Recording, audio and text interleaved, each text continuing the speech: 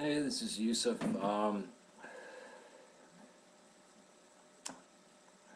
kind of late tonight, so I have to get up early tomorrow. But can't really sleep. I've been working on these. I'm trying to make a second one of these. The first one that I showed you, just copies of Aztec and Mayan warriors. This one I'm trying to change from the other one. I don't know if you guys can tell the difference between these ones. I try to make them the same because because people are like, oh wow, you should sell those, and I'm like, yeah, I should, but I don't want to, so I'm just making copies of the ones that I made before so I can actually sell them. Because why not, you know?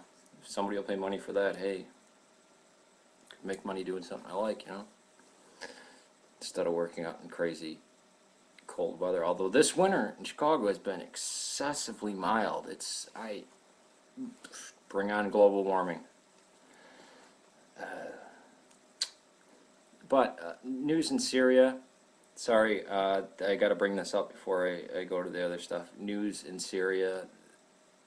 The news that they portray, oh, Syria, they have nothing corroborating the responses. Reported, this was reported. We can report anything. The insurgents are militant Islamists. They're mujahideen. So, Syria's ties to Iran. Syria is Ba'athist. Before I even knew before I was into Orthodox or anything like that, when they invaded Iraq, I said, that's stupid because they can just go to Syria because they're Ba'athist parties. A Ba'athist party in league with Iran. Or Iran, sorry. I said it the American way. Iran and Syria. Yeah, they have common enemies, but oh gosh, the stupidity makes your head spin. In the comments, do you mean to tell me it's only the behavior that separates religion from cults? Yes. They're saying, oh, so the Mafia and the Girl Scouts, the only difference is the Mafia murders people, threatens people, runs prostitution and gambling, but essentially the same as the Girl Scouts, right? 45H, whatever. Let's see if I can get to another request here.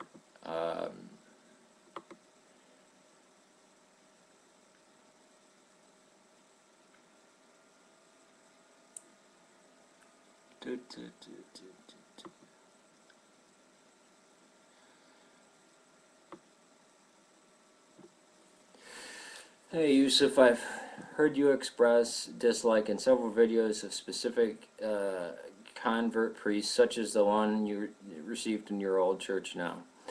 I am aware that you have differences of opinion, and I'd like the title, I have little use for Archbishop Lestar, parentheses, but I still respect him. And you likewise don't have much use for Blessed Seraphim Rose, so I'm not sure it's just a matter of preference or if you have a specific beef with those people in question. For instance, like Father Patrick Reardon, he has some strong opinions.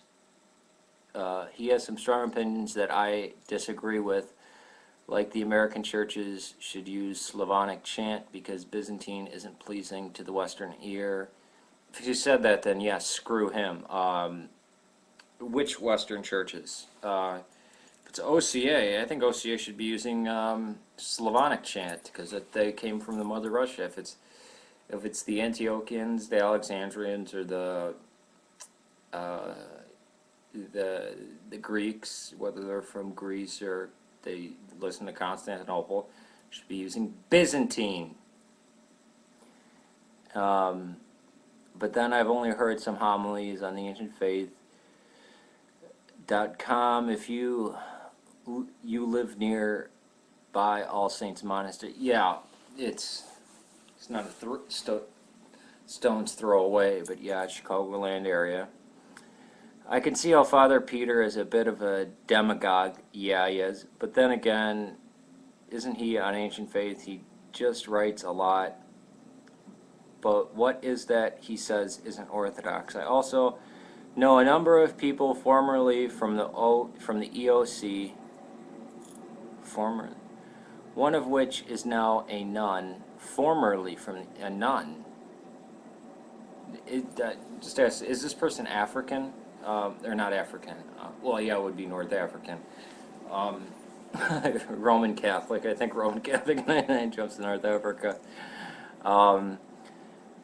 And I don't see anything amiss with them.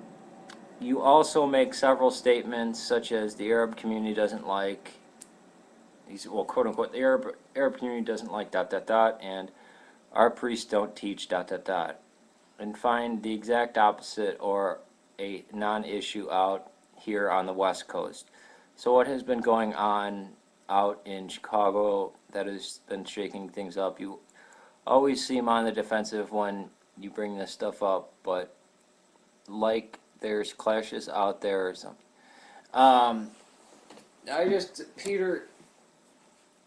Peter Gilmore, it's the high priest of Satanism right now. Peter Gilquist is the one I'm assuming you're saying is a bit of a demagogue. Yeah, he forgets that he's just another old regular priest. Yeah, you're just nobody. That's what a priest is. It's not. There's no cult of personality, and since he brought in all these Protestants, which was a good thing. It's a good thing when people come into the church. They should be welcomed in. My old priest, Father Bill Calderoni, was one of those among. I mean, he was with Peter Gilquist when this took place. That's how our church got established. But there was an inflow of a lot of old Orthodox people. And we didn't have that, strange, weird community. Patrick Reardon and Peter Gilquist I don't like. Patrick Reardon is very aloof.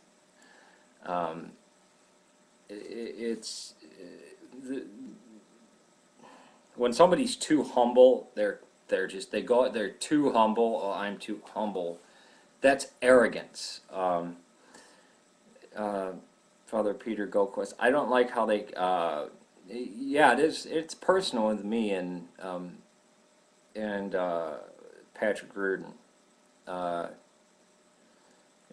especially Peter Gilquist. Wow, I mean, I was sitting down and eating dinner at the one when we had when Father Bill Calderoni had left, and I think he's out in Idaho or somewhere like that, and Patrick Reardon was sitting down, and I was like, because of my views on Israel, I'm like, they should be bombed out of existence. Those people need to get shoved off and back into Europe and have the Arabs take their land back. And we were kind of on opposing sides of that, and it got about as heated as it can get when talking to a priest. I'm not going to start yelling at a priest or whatever, but he didn't like me, and I didn't much care for him. And Peter Gilquist. Peter Gilquist was the instrument that allowed for him and another person, Bill Morrison, who's, I think he was like an investment banker or something like that, who could basically fund the parish. Hell, if everybody leaves, I can still pay the bills, kind of thing. To kind of crunch, and there was a lot of people guilty in that both ways of kind of provoking it with opposition. It's on a lot of strange stuff, but for those two people, yeah, it's personal. If you read the writings of Frederica Matthews Green and stuff, you come into the church, that's fantastic. I know a lot of people, a lot of good Anglicans that read their stuff and are really impressed and like it, and think about coming to the Orthodox Church. I actually know an Anglican priest who I met him in the Anglican Church. He's a priest down in Texas now, and he wrestles with it constantly. He has icons in his house. A very good guy. Joel is his name, and I want to give out his last name on here. What was the other question? Well, you have to understand, okay, the West Coast, Chicago, look at the makeup of Chicago with the West Coast. Just think of it. We have the biggest Greek population. We have huge populations of Ukrainians, of Russians, Polish, I know there's some Polish Orthodox that exist. Most Polish people are Catholic, though. Poland is a very Catholic identity. I mean, Eastern Europe, that's in Chicago, and then we have the mass immigrations from, there's large Mexican populations, but throughout the northwest side, I mean, if you go down Devon, I mean, you have little India, little Pakistan, little Cambodia, little Ukraine, little Serbia, I mean, like how places will have a Little Italy or Chinatown. We have a Chinatown and a Little Italy. An actual Chinatown, like things in Chinese, skinned rats hanging in the windows, like straight up Chinatown, like with its own place. That's on the south side. And then you got Taylor Street, which is Little Italy, although it's been dying off since the 70s, since the flow of Italians hasn't been that much, but I mean, you still have Taylor Street right there. And then, of course, there's other traditional Italian places, like Melrose Park was always very Italian, and just different areas. But, yeah, I mean, the West Coast, they're not going to have the type of immigrants that we have. We have massive bulk immigrants. There's whole places, you know, sí, habla español, you know, that sign we have, I think it's Noemi po polsku or something like that. One speaks Polish here, something like that. That's printed. I forget what the name of the place is, something market. If you go up even like into Des Plaines, people just speaking Polish to each other naturally, and there's neighborhoods that are like that. I mean, Chicago was a very Polish city, very Greek, but there's a lot of Eastern Europeans here. And there's a lot of different Orthodox churches. What I don't like about these certain people that you bring up, these are kind of like the light version. Because I mean, when you mentioned Seraphim Rose, I think I was the only person in my parish that wanted nothing to do with Seraphim Rose. And somebody had commented on here, Father Archbishop Lazar is anti-Seraphim Rose. With joy, I was like, I didn't know that. I know he spoke out against the toll houses, but I blame Seraphim Rose for the toll houses. I don't think there was toll houses in existence before him. If you look at the proofs that they have, it's proof texting.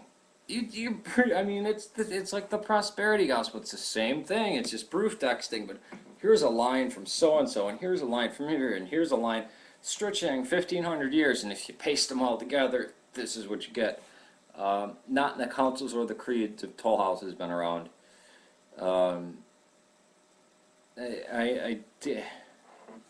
Why do we wave the flag? Why do we wave the cloth over the cup?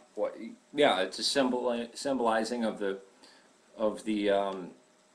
moving of the hovering of the Spirit over the waters, or when they do it like this, you know, sometimes it'll be, or it's going like that, or it'll be, you know, there's all these different symbolic differences. But originally, why did it happen? To keep the flies away from the wine. That's what it was. Why do we still do it? Because that's what they did. There's no changing anything. There's no making it more Americanized. There's no feeding it Yeah, changing any, oh, it should be more palatable American here. No. That's why I don't like these guys. They're trying to Americanize Orthodoxy, which is wrong. The reason why people come to Orthodoxy is because it's not like the world. I even made a video about it. It's like stepping out of the world. I'm going to have to end this now. Peace to you. May God save Serbia. I'll pick it up in a later video. Sorry, my videos go. It's going to get cut off right now. Corroborating the responses. Reported. This was reported. We can report anything.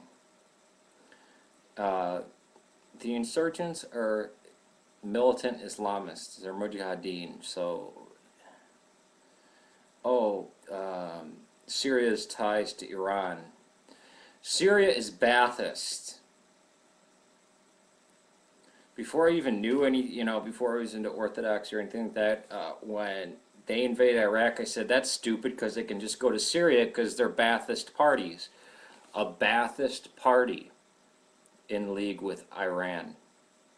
Or Iran, sorry. I said it the American way. Iran and Syria. Yeah, they have common enemies, but oh gosh, it just, the stupidity makes your head spin. In the comments, do you mean to tell me it's only the behavior that separates religion? You'll pay money for that, hey.